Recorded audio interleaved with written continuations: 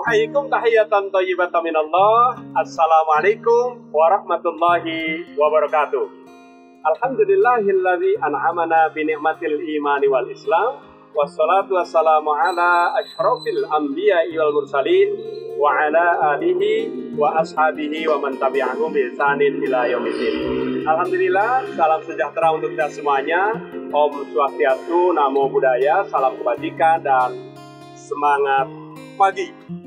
Alhamdulillah, saat ini kita berada di Kota Reog, yaitu di Kabupaten Ponorogo. Tentunya di IAIN Ponorogo. Kita ingin berbincang di acara Bincang Pengawasan bersama Ibu Rektor IAIN Ponorogo, Ibu Dr. Haja Evi Muawiyah, MAG. Tentu penasaran dengan biografi dan program-program zona integritas dan moderasi beragama. Yuk, kita simak bersama dengan Ibu Rektor kita. Assalamualaikum warahmatullahi wabarakatuh, Bu Rektor. Waalaikumsalam warahmatullahi wabarakatuh. Sudah bisa berjumpa, bersilaturahim di ruang apa, Bu? Ini di ruang rektor, di ruangan saya ini. Sehari-hari di sini. Yang dulunya saya itu dari ketua LPPM, temannya banyak. Saat itu satu ruangan 9 orang. Sekarang saya harus sendirian. Baik, di acara Bincang Pengawasan, ini program rutin di Inspektorat Jenderal Kementerian Agama, tayang setiap hari Selasa dan Jumat di channel YouTube Itjen Kementerian Agama Republik Indonesia. Saat ini saya berada di ruang beliau, Ibu Dr. Haja Evi Muawiyah, MAG. Tentu penasaran dengan biografi ya, Bu ya. Para pemirsa semuanya penasaran sekali itu. Apalagi ini rekornya baru. Hari Kartini lagi, perempuan. Baik, Bu. Lahir dulu di mana, Bu? Saya kalau secara tertulis di akte kelahiran dan memang saya dilahirkannya di Madiun. Oh, di Madiun. Saat itu tanggal 9 September 1974. Ya, sudah. Berarti masih sangat muda sekali. Masih muda banget. Berapa, Bu? Ya, saya menuju 47. Ya. Kalau satu keluarga ada berapa? Saya punya satu adik perempuan yang kebetulan tanggal lahirnya dan bulannya sama. Oh, sama. Tapi hanya beda tahun. Jadi adik saya perempuan juga, sama 9 September 1978. Kalau orang tua asli Orang tua Madiun ibu yang asli Madiun. Oh, Madiun. Ya, bapak yang asli Ngawi. Jadi saya dilahirkannya di Madiun, kemudian setelah selapan ya, orang Jawa bilang selapan. Pemirsa tahu nggak? Selapan gitu ya. Selapan, itu saya diboyong dibawa ke Ngawi. Ya karena bapak saya tinggalnya di Ngawi. Gitu. Terus kalau pendidikan dari SD? Saya dari SD di Ngawi, nama daerahnya Paron. Paron itu terkenal karena ada stasiunnya. Cuma sekarang stasiunnya sudah ganti nama, jadi Stasiun Ngawi. Ya, saya sebagai orang Paron sebenarnya protes gitu. Bukan bilangnya stasiun, tapi stasiun. Stasiun. Iya, di Paron. Terus SMP atau MTS? Saya Madrasah Sanawiyah, Madrasah Aliyah Negeri di Denanyar, Jombang. Oh, di Denanyar. Berarti satu alumni. Kita juga di Jombang. Iya. Saya di Sambung Duku. Oh ya. Iya, Tambah Beras. Okay. Ya, tetanggaan ya, itu dekat ya. Terus setelah Aliyah? Setelah Madrasah Aliyah, saya melanjutkan studi ke IAIN Yogyakarta, Sunan Kalijaga, Yogyakarta, Sukijo. Iya. Sama ya? Sama. Dari Jombang pindah ke Yogyakarta. Iya, Ika Suka punya. Iya, Ika Suka. Terus dulu ngambil fakultas apa? Saya di Fakultas Adab. Berarti masuk tahun 1993 di Fakultas Adab, Bahasa dan Sastra Arab. Itu udah ketemu suami di situ berarti? Ketemu suami di situ. Kebetulan suami itu kakak kelas saya. Dia angkatan 1991, saya 1993. Saya sebenarnya maunya nyari yang UGM, tapi kok nggak bisa ya. Dapatnya IAIN juga gitu. Snow itu jalanan soko kuliner. Ya, enggak, karena nggak Raono Liyo. Baik, setelah melanjutkan itu lulus tahun berapa? Saya S1 lulus 19 1998. 98 berarti zaman rektornya Pak siapa dulu? Pak Atok Mudhar. Pak Atok ya? Iya. Kemudian saya lanjut, jadi hanya jeda pulang aja sebentar, liburan 2 bulanan setelah wisuda. Kemudian saya balik lagi, sekolah lagi ke Jogja. S2 di IAIN Jogja juga. Saya ngambil pendidikan. Oh, pendidikan. Ya, pemikiran pendidikan. Titelnya MAG. Iya, MAG. Iya, MAG. Di situ. Selesai kuliah S2. Ada jeda atau langsung ke S3? Jedanya agak lama ya, karena kerja ya, keterima kerja. Jadi setelah lulus di 2001. Di 2001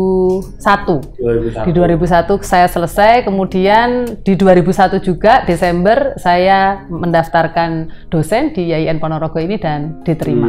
Saya mulai masuk kerja tanggal 1 Februari 2002 di IAIN Ponorogo ini. Kalau nikahnya berarti pas posisi saya S1, menikah posisi S2 semester 2. Ya, jadi saya menikah di bulan Maret di 1999. Kalau putra putri?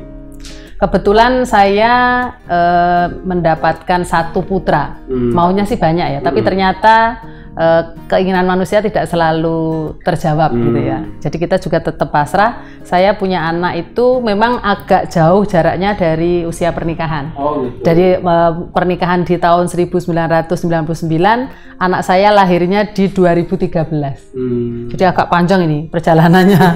Mencari dengan kesabaran, menunggu dengan kesabaran itu jauh. Jadi anak saya sekarang baru mau usia 8 tahun. 8 tahun. Ya. Ada program lagi atau gimana? Maunya begitu. Tapi nanti tergantung pabriknya ya. Ya, kita doain semoga menjadi amin ya. Amin. Soleh ya. Iya. Laki-laki atau perempuan? Laki-laki. Dan belum nikah. Kok belum menikah? Baru 8 tahun. Oh iya, maksudnya masih ada posisi gitu. Oh iya. Iya, masih kecil. Jadi saya meninggalkan anak kecil ini di rumah. Iya. Luar biasa sekali. Ya. Terus untuk suami? Suami saya kebetulan dosen juga di IAIN Tulungagung. Ya. Tapi duluan suami atau? Untuk mendapatkan PNS-nya itu lebih dahulu saya. Saya di tahun 2001, suami di tahun 2002. Ya, memang dulu pinginnya sih kalau bisa yang deket-deket saja atau kalau bisa satu kampus gitu. Tapi saya bilang kalau satu kampus itu matahari nggak boleh kembar. Jadi harus salah satu aja. Akhirnya pilih, waktu itu ada pilihan ada dua pilihan. Apakah di IAIN Tulungagung ataukah di IAIN Kediri. Secara perjalanannya lebih mudah ke IAIN Tulungagung. Karena kalau ke IAIN Kediri agak muter posisinya. Kalau dari sini Ponorogo ke Tulungagung? Perjalanannya sekitar 2,5 sampai 3 jam. Menggunakan mobil pribadi ya. Kalau mobil sendiri, kalau naik untuk angkutan umum agak lama ya, kita kan nunggu penumpang lainnya ya. Dan gitu. Menariknya memang ini sekarang STAIN, IAIN, UIN itu dominasinya perempuan. Apalagi hari Kartini 21 April. Dilantik tahun berapa? Saya dilantik kemarin tanggal 3 Maret 2021 ini. Berarti masih Maret April. Hangat sekali. Ya, ini bulan kedua perjalanan saya di rektor ini di bulan kedua. Kita ucapkan selamat nih, terutama pemirsa juga memberikan selamat kepada Ibu dengan gerbong yang baru, semangat baru untuk mencetak generasi ya, generasi baru. Ini IAIN generasi yang luar biasa di dunia. Ya. Baik, kalau di Ponorogo ini aktivitas selain sebagai rektor apa aja? Saya dulu ya, karena sudah mulai kemudian berkurang. Itu saya aktifnya di Muslimat. Di Muslimat, sekretaris cabang Muslimat. Kemudian waktu itu berhenti karena saya mendapatkan beasiswa untuk short course ke Australia. Jadi di tahun 2010 saya persiapan berangkatnya tanggal 2011 tahun 2011 sampai 2012. Jadi hanya 1 tahun saja. Nah, setelah pulang itu kemudian saya hamil. Jadi secara pelan-pelan kemudian tidak aktif lagi di Muslimatnya. Namun setelah anak lahir, saya kemudian mulai masuk ke menjabat di IAIN ini. Jadi mungkin karena kesibukan itu saya tidak aktif lagi di Muslimat. Namun aktivitas saya ada juga di MUI, Majelis Ulama Indonesia, kemudian di IPHI, Ikatan Persaudaraan Haji Indonesia gitu, karena mungkin saya dianggap masih muda sehingga dipakai dipakai di mana-mana. Nah, yang sering itu memang kita kan kerjasama dengan Dinas Sosial di Pemda Ponorogo. Saya sering mengisi pelatihan-pelatihan, workshop begitu yang hubungannya dengan pemberdayaan perempuan dan perlindungan anak. Karena memang kajian-kajian saya itu kebanyakan mengarah kepada kesetaraan gender. Nah itu. Dan kalau ke Jawa Timur memang kabupaten luar biasa ya, ada berapa kabupaten itu? Kalau Jawa Timur sekitar 30-an lebih ya. Ya, dan Ponorogo adalah salah satunya. Dan cukup lama saya Ponorogo. Iya. Ini perdana kita Ponorogo, jadi Bapak Ibu para pemirsa jangan lupa kalau ke Jawa Timur mampirlah ke Ponorogo. Apalagi dari bandara menuju sini tidak cukup lama ya, hanya 2 jam lah, 2 jam setengah. 2 jam ya. Kota apa ini kalau Ponorogo terkenalnya? Kita punya budaya reog, maka biasanya disebut dengan kota reog. Di Ponorogo ini reog sendiri artinya apa? Reog itu sebuah kesenian tradisional. Ya, tradisional di mana apa ya istilahnya itu asal mulanya adalah sebenarnya lebih pada memerebutkan calon istri begitu ya. Jadi di situ kemudian jadilah kemudian tradisi reog itu. Biasanya ada live ya, selalu diadakan di kabupaten begitu di alun-alun setiap bulan purnama malam tanggal 15 rutin, tapi karena pandemi jadi kita cukup melihatnya di YouTube aja karena tidak ada acara. Pokoknya kalau penasaran datanglah ke Ponorogo, Kabupaten Ponorogo dan IAIN Ponorogo. Ya, saya sebagai orang Ngawi ya sebenarnya itu ketika dulu mau ketika mau daftar di IAIN Ponorogo itu saya hampir tidak mau karena kok pindah daerah gitu, apalagi sudah terlalu nyaman di Yogyakarta waktu itu. Tapi ternyata sekarang sangat menikmati tinggal di Ponorogo. Saya bandingkan dengan tinggal di Ngawi lebih nyaman tinggal di Ponorogo. Apalagi banyak kulinernya ya. Iya, betul. Kalau di Madiun kan terkenal dengan brem ya. Iya. Kalau di Ponorogo. Di Ponorogo itu kalau untuk makanan sebenarnya yang terkenal adalah sate. Jadi ada nantilah kita akan jalan-jalan ke sana ya. Itu ada sate Ponorogo namanya gang sate. Jadi satu gang itu semuanya jualan sate, pengrajin sate ayam. Sate ayam, ya. Sate ayam juga, terus sate kambingnya di Ponorogo juga enak. Jadi orang Ponorogo itu mungkin karena kita ini keturunan Warok ya. Jadi dalam rangkaian reog tadi itu ada yang namanya Warok. Warok itu pemirsa tahu nggak Warok itu? Jadi Warok itu laki-laki. Jadi Warok itu laki-laki yang gagah perkasa begitu, yang ada di dalam budaya atau kesenian reog tadi. Jadi memang digambarkannya memang orang yang sangat perkasa, luar biasa gitu ya. Dan itu maka mereka untuk makan terutama sate kambing itu sangat kuat. Di sini tuh makan sate kambing kalau orang mungkin takut kolesterol dan sebagainya itu di sini nggak ada orang yang takut kolesterol. Jadi kalau makan sate kambing biasa aja.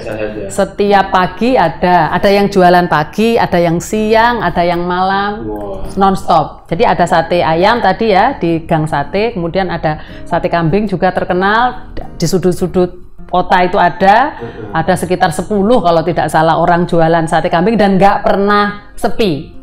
Kemudian juga ada, di sini lagi ada kulinernya itu pecel. Mungkin di mana-mana pecel ada. Beda rasa dengan Madiun apa rasanya?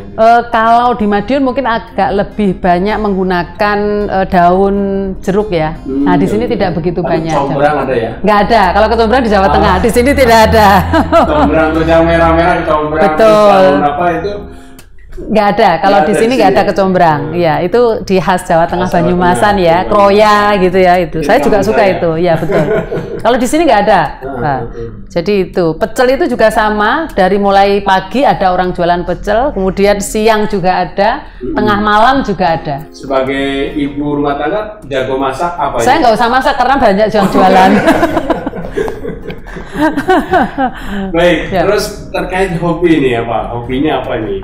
Saya Olahraga, kebetulan, lari, ya, saya lebih ke berenang, kemudian senam.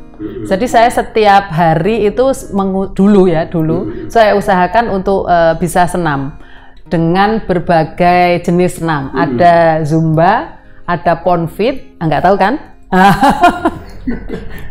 Yang penting kita lari. Ada yoga gitu ya. Ada kemudian yang terbaru ini ada namanya step aerobic, nggak tahu juga ya. Nah itu. Penasaran. Iya, nanti bisa lah dilihat di YouTube ya, apa itu step aerobic, apa itu Ponfit. Kalau Zumba kan sudah biasa, yoga juga sudah biasa.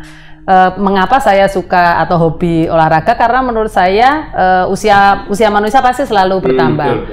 Kita butuh regenerasi sel. Nah, regenerasi sel itu akan lebih bagus kalau kemudian kita tunjang salah satunya dengan olahraga. Kalau bisa setiap hari 30 menit sampai 1 jam. Kemudian kalau tidak ya 1 minggu mungkin bisa 2 sampai 3 kali. Yang pasti ketika olahraga nggak mungkin orang sedang olahraga itu sedih. Oh ya, bersih bahagia. Itu menambah imun, terutama di pandemi COVID-19. Betul. Baik, tentu masih penasaran dengan program-program unggulan dan program-program pencegahan. Ikuti terus di Bincang Pengawas. Ya, kita kembali lagi di acara Bincang Pengawasan. Kita sekarang berada di kampus 1 ya Bu ya. Nah, di belakang saya ini apa? Geraha namanya? Geraha Watudakon. Watudakon. Wah, luar biasa sekali. Geraha Berarti ini kampus 1, terus kita nanti habis ini ke kampus berapa? Kampus 2. Kampus 2 ya. Di sana tadi Di ada apa saja? Itu ada 3 fakultas. Ada Fakultas Syariah, Fakultas Usuluddin, dan Fakultas Ekonomi dan Bisnis Islam. Kemudian ada rencananya memang pusat perkantoran dan perkuliahan ada di kampus 2. Tentu penasaran, ikuti terus di Bincang Pengawasan. Tayang setiap hari Selasa dan hari Jumat di channel YouTube Inspektorat Jenderal Kementerian Agama. Baik, kita lanjutkan dengan Ibu Rektor IAIN Ponorogo, Ibu Evi. Terkait tugas dan fungsi, Bu, sebagai rektor apa saja? Ya. Banyak sekali ya sebenarnya tugas dan fungsinya rektor itu, karena memang rektor adalah perpanjangan tangan dari Kementerian Agama atau dari Pak Menteri Agama yang menangani masalah perguruan tinggi. Beberapa di antara tugas dan fungsinya adalah menyelenggarakan pendidikan, kemudian melakukan pembinaan dan melakukan evaluasi atau pengawasan. Jadi memang kompleks sekali ya pekerjaannya rektor itu. Sejak dilantik beberapa saat yang lalu itu rasanya sehari-hari itu hanya bisa jeda bernafas saja. Apalagi ini momentum Hari Kartini. Betul, ini 21 April 2021. Ya, kita di bulan April ini ya. Tetap luar semangat biasa, untuk ya. Ibu Rektor IAIN Ponorogo. Yeah. Kalau program-program unggulan di IAIN Ponorogo apa aja, Bu? Ya, kita ada beberapa. Tentunya nanti akan menuju UIN ya. Nah, kita doain. Oke, ada beberapa program unggulan. Di antaranya adalah kita di Fakultas Ekonomi dan Bisnis Islam itu sudah mempunyai mini bank. Mini bank itu mini bank itu tidak hanya sekedar apa ya istilahnya simulasi aja tidak, tapi kita juga sudah melakukan pelayanan perbankan di situ. Kemudian kita juga mempunyai lembaga zakat infak dan sedekah. Seperti di bulan Ramadan saat ini kita mengelola ya apa semuanya dari sedekah, zakat, infak, kemudian kita juga menerima permintaan bantuan untuk menasorufkan zakat kita melalui lembaga zakat infak dan sedekah yang dimiliki oleh IAIN Ponorogo ini. Kemudian di Fakultas Syariah kita, nah di sini kita ada gedung apa namanya untuk falakiyahnya ya. Nah sebelah kiri itu. Paling atas ya? Iya paling atas. Jadi di lantai 4. berapa? Lantai 4. Ya, di lantai 4 itu kita mempunyai sarana untuk melihat falak ya, misalnya melihat hilal ya. Biasanya kita gunakan di saat-saat menjelang Ramadan juga menjelang Lebaran ya beberapa gitu. Dan memang alhamdulillah kita memiliki dosen falak yang banyak, ada sekitar 5 sampai 6 dosen falak. Karena memang IAIN Ponorogo itu dulu kan fakultasnya syariah ya. Kita mempunyai banyak alumni yang itu bekerja di pengadilan agama, itu banyak sekali. Dan menariknya gedung ini kalau saya perhatikan untuk tempat parkirnya menarik ya. Iya. Simple itu. pemanfaatan betul. ruangan Iya. gedung dari sangat dan juga simple. aman ya. Aman, Kita ya. tidak kepanasan motornya anak-anak. Kemudian ini ada dua. Jadi ada di ini kita sebut dengan gedung A. Kemudian ada di gedung E sebelah sana itu. sebelah sana. Itu juga ada model parkiran yang sedemikian. Kalau yang ini itu. masjid apa ini? Ini ada Masjid Ulin Nuha namanya. Nah, ini seperti Menampung ini. kira-kira berapa jamaah? Ini bisa sampai 300. 300 ya. Ya. Kalau pandemi berarti separuhnya. Iya, separuhnya. Terus kalau geraha menampung untuk Untuk geraha Watu Dakon ini kita menampung sekitar 1.000. 1.000. Biasanya kita gunakan Jadi untuk wisuda. Terus wisuda. kalau untuk masyarakat biasanya digunakan untuk nikahan, pernikahan. Pernikahan. Iya. Oke, luar biasa sekali. Ya. Selain itu program-program unggulannya apa aja, Bu?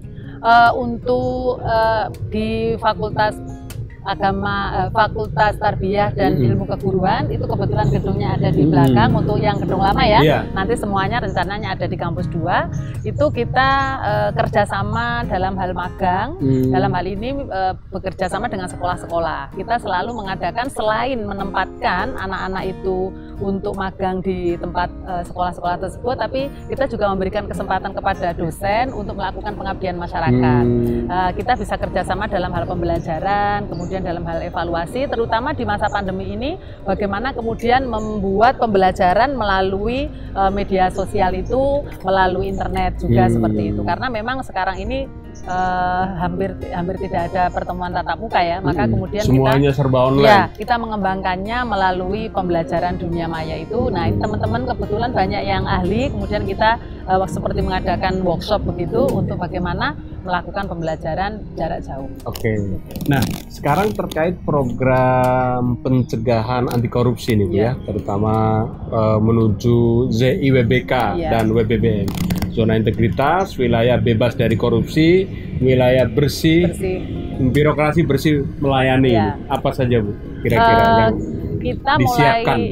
Kita mulai dari perencanaannya, kita sudah berdasarkan pada aturan bagaimana kemudian membuat perencanaan yang baik disertai dengan pelampiran anggaran yang juga sudah ditetapkan.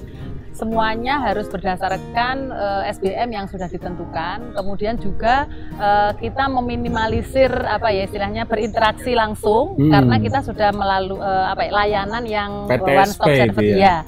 One stop service itu. Jadi sudah kemungkinan kecil kemudian kita akan melakukan itu semua. Kemudian untuk pengadaan barang itu juga sudah melalui lelang terbuka ya, sebagaimana tadi malam itu kebetulan teman-teman biasanya di bagian itu sampai malam itu bagaimana agar bisa memberikan pelayanan prima, kemudian kita segera saja melakukan pembukaan lelang apabila memang sudah waktunya pekerjaan itu segera dilakukan. Jadi semuanya sudah serba transparan. Jadi tidak ada yang kemudian tentu Itjen juga mendampingi. Betul, ya, saat bukan ini hanya menyalahkan. Ya, kebetulan ada pendampingan juga sekarang. Gitu. Jadi alhamdulillah di masa awal kepemimpinan rektor saat ini itu sudah ada pengawasan, pendampingan dari Itjen, sehingga itu bisa membantu kami yang kebetulan masih baru. Ada juga beberapa teman yang kemarin dilantik juga baru sama sekali belum pernah menjabat. Nah, itu bisa dijadikan sebagai pijakan bagaimana sih sebenarnya melakukan manajemen kepemimpinan yang baik di pengelolaan perguruan tinggi. Wow. Ini program-program early warning system yang dicetuskan oleh Ibu Rektor yang baru saja dilantik ya. Ini luar biasa sekali dan kami dari Inspektorat Jenderal juga sangat mendukung program-program early warning system, pencegahan korupsi untuk menjadi yang terbaik terutama dan untuk menuju go UIN ya. Rencananya kalau mau jadi UIN namanya apa? UIN Ponorogo atau ada tambahannya itu? Kita belum mengarah ke situ ya. Gitu. Kalau nama kayaknya kita akan cari nama yang lebih khas kepada Ponorogo. Di sini ada tokoh, ada Bathara Katong.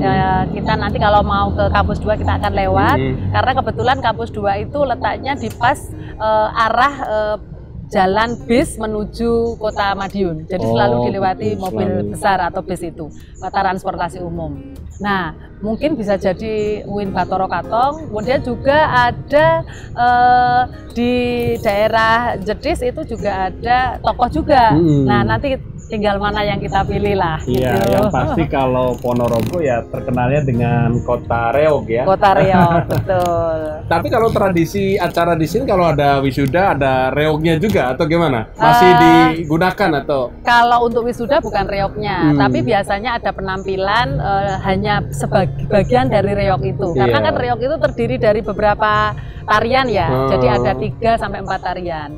Kalau semuanya itu ditampilkan lama. Gitu. Tapi di Ponorogo ini, di IAIN Ponorogo kita punya organisasi kemahasiswaan reog Ponorogo. Ya, anak-anak. Pokoknya bagi para pemirsa yang penasaran reog kayak apa sih, jangan lihat di YouTube aja, tapi datang juga ke Kabupaten Ponorogo dan IAIN Ponorogo. Ya, kembali lagi di acara Bincang Pengawasan.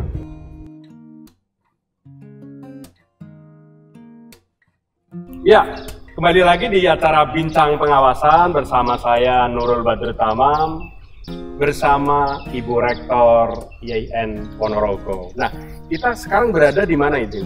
Kita sekarang sedang berada di kampus 2. Ini ada 3 bangunan yang sudah jadi. Yang sebelah belakang kita ini adalah ini nama gedung Fakultas Ekonomi dan Bisnis Islam. Terus kemudian yang sebelah kanan saya ini adalah gedung Fakultas Usuluddin Adab dan Dakwah. Kemudian yang sebelah kiri adalah gedung Fakultas Syariah. Terus kalau yang pojok sana yang masih dalam proses? Ini adalah calon masjid atau kita biasa sebut dengan laboratorium keagamaan untuk tahap kedua. Pokoknya keren. Finishing. Jadi kalau mau kuliah di IAIN Ponorogo saja. Padahal di kampus Jawa Timur itu banyak sekali ya, dan ini menjadi favorit warga keluarga besar Ponorogo ya. Kalau kanan kiri Ponorogo mana saja kampusnya? Kita di sini tetangga paling dekat itu untuk yang PTKIN itu ada IAIN Kediri, kemudian ada IAIN Tulungagung. Kalau untuk perguruan tinggi yang swasta banyak ya, di Ponorogo sendiri ada beberapa. Tapi kalau kuliah ya di IAIN Ponorogo aja. Oke. Sekarang kita masih di pandemi COVID-19, tentu di IAIN punya program-program pencegahan Ibu ya. Apa aja program-program pencegahan terkait penyebaran COVID-19. Tentu kita berdoa ya, semoga COVID-19 ini sudah mulai ya, karena sudah mulai vaksin ini ya. Ibu sudah vaksin belum? Sudah 2 kali. Alhamdulillah. Saya juga sudah. Semoga sudah aman. Kita semuanya dalam keadaan sehat walafiat, dan pada pertemuan selanjutnya tatap muka sudah kita mulai ya. Pelan-pelan direncanakan ya. Cuman memang kita kan masih belum tahu ya, karena memang virusnya nggak kelihatan. Kita harus berhati-hati. Jadi kita tetap menjaga protokol kesehatan dengan cara di depan kampus itu, di depan masing-masing kantor ini sudah ada tempat cuci tangan. Kemudian kita selalu pakai masker. Meskipun ini kita nggak pakai masker karena kita di outdoor ya. Kemudian kita juga agak berjauhan. Kemudian juga semprot ya, penyemprotan ruangan itu kita lakukan secara berkala gitu. Sosialnya? Kalau untuk program sosialnya untuk di mahasiswa ya kita tetap ada kemarin seperti pemotongan pembayaran itu SPP, tapi dengan prosedur yang memang sudah kita sesuaikan dengan apa yang sudah menjadi kebijakan di pusat. Kemudian juga kita beberapa kali kemarin memberikan bantuan sembako juga kepada masyarakat di sekeliling kita. Kemudian juga pembagian hand sanitizer gitu. Jadi kalau sekitar jumlah seluruh mahasiswa ada berapa? Mahasiswa kita sudah hampir mencapai 11.000. Jadi 10.000 sekian gitu ya dari 4 fakultas yang ada. Saya yakin para mahasiswa juga pegang handphone ya. Harus karena perkuliahannya sudah pakai handphone. Dosen, mahasiswa. Iya, betul. Sekarang sedang tren ini ya. Media sosial menjadi ikon dunia milenial, anak-anak sekarang mahasiswa, termasuk ibu kita gitu ya. Termasuk ponakan kita yang masih umur 2 tahun, 3 tahun itu sama media sosial sama handphone itu sudah sangat lihai sekali. Nah, sekarang banyak sekali ujaran kebencian, hoax, terus intoleransi, terus lain sebagainya itu. Apa saran Ibu kepada terutama para mahasiswa dan dosen yang ada di IAIN Ponorogo dan ASN Kementerian Agama seluruh Indonesia terkait bijak dan cerdas bermedia sosial? Ya, memang kita semua kayak kalau sekarang ini nggak punya handphone tuh kayaknya udik gitu ya, atau katrok gitu ya, atau ketinggalan zaman gitu ya. Tapi memang betul kita harus berhati-hati dalam menggunakan media sosial karena banyak sekali berita-berita yang kadang-kadang tidak jelas sumbernya dari mana.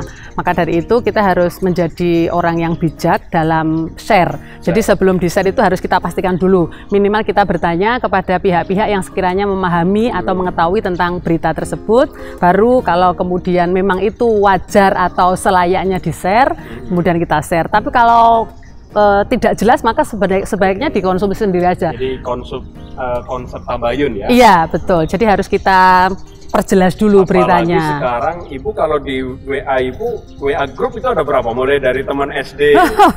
Saya setelah dilantik jadi rektor bulan Maret kemarin itu tambah 10 grup. Sampai bingung ini yang mana gitu. Kita harus benar-benar cerdas ya. Dan betul. Apalagi teman-teman yang suka share itu kan biasanya tidak cukup nge-share ke satu grup, jadi ke banyak grup. Jadi kita harus hati-hati. Apalagi sekarang ini juga sedang musimnya hack. Ya hacker itu, jadi harus hati-hati. Tidak hanya pakai WhatsApp saja ya yang dia gitu.